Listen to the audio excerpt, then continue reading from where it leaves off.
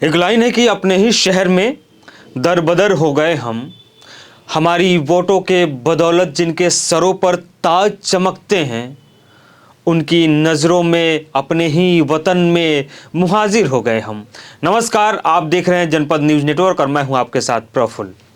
दरअसल ये शेर मैं इसलिए बोल रहा हूं क्योंकि एसआईआर की प्रक्रिया देश के अलग अलग राज्यों में चल रही है। एसआईआर के माध्यम से वोटर लिस्ट में सुधार किया जा रहा है। उस सुधार के नाम पर, उस सुधार के पीछे कई ऐसे खेल भी चल रहे हैं जो आए दिन लोगों के सामने आते रहते हैं। ताज़ा मामला उत्तर प्रदेश से आया है। 2 जिलों की बात करेंगे हम। पहला ज़िला आपको बताते हैं, बुलंदशहर नाम है जिसका।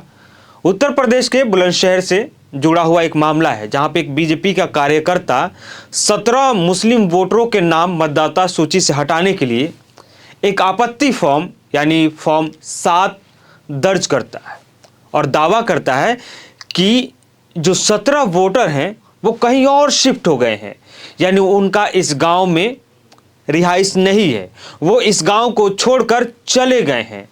अब इस बात की पड़ताल करनी पड़ती है दीपिका बंसल को, जो बीएलओ है, क्योंकि बीएलओ साहिबा शायद उस बीजेपी नेता के बातों पर विश्वास नहीं करती हैं और जांच में पाया जाता है कि वो 17 के 17 वोटर जो मुस्लिम होते हैं वो उसी गांव में मौजूद हैं, वो कहीं शिफ्ट नहीं हुए हैं। अब ये मामला जब हाईलाइट होता है तो एक सपा के नेता हैं और वो उस बीजेपी के कार्यकर्ता नेता को फ़ोन कर देते हैं और फ़ोन करने के बाद वो पूछते हैं कि आपने जो ये काम किया है वो सही है गलत है, आपने ही किया है ना। तो बाकायदा वो इस बात को कबूल करता है और बातचीत का भी ऑडियो है, वीडियो है, थोड़ा सा आप भी सुन लीजिए। 7 मेरे पास हैं जो आपके नाम से हैं, पार्टी ऑफिस पे सब लोग आए हैं और सारे के सारे मुस्लिम। अब ऐसे क्यों कर रहे हो आप लोग, बताओ। ये तो बहुत गलत बात है। उसके बाद हम आपको लेके चलते हैं अब मेरठ में।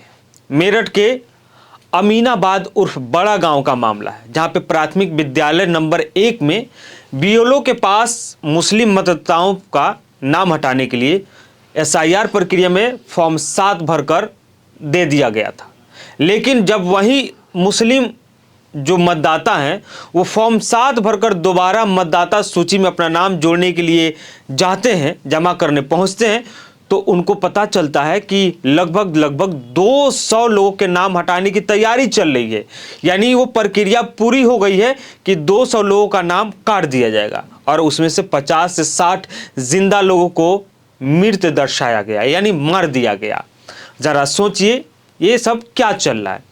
अब मेरठ में करीब 200 मुसलमानों का नाम कटवाने वाले और फॉर्म 7 भरने वाले जो बीजेपी के नेता मनवीर हैं और उनके एक बेटे हैं, जब हंगामा होता है तो बीएलओ ने मनवीर को बुलाया मगर वो नहीं आए। और पता है क्यों नहीं आए, क्योंकि बीजेपी के नेता हैं, शायद इसलिए नहीं आए हों। अब मामला जब ज़्यादा तूल पकड़ लिया तो डीएम साहब पहुंच जाते हैं। उनकी भी एक झलकी आप देख लीजिए। डीएम साहब मनवीर पर एक्शन लेने के बजाय बीएलओ को ही नापने का आदेश दे देते हैं कि बीएलओ को ही निपट दो। अब ये देखिए उत्तर प्रदेश में ये सब क्या चल रहा है। खैर हम नहीं कह रहे हैं कि इसमें सरकार शामिल है या सरकार के कहने पर या सरकार के संरक्षण में ये सब काम हो रहा है, लेकिन जो भी हो रहा है वो गलत हो रहा है।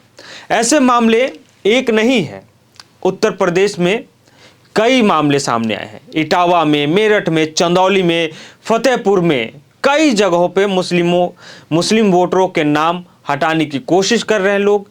ये आरोप लग रहा है, कभी कभी यह भी दबाव बन रहा है कि फर्जी आपत्ति या हमले तक हो जा रहे हैं। विपक्ष की पार्टियां, सपा हो, कांग्रेस हो या जो भी पार्टियां हैं, एमआईएम हो, वो सब के सब बीजेपी सरकार पे आरोप लगा रहे हैं कि मुसलमानों का नाम वोटर लिस्ट से काटा जा रहा है। कई जगह पर बीएलओ भी विरोध कर रहे हैं और विरोध उजागर हो रहा है, मामला सामने आ रहा है। खैर आप क्या सोचते हैं इस खबर पे हमें ज़रूर बताइएगा, आपके कमेंट का हमें इंतज़ार रहेगा।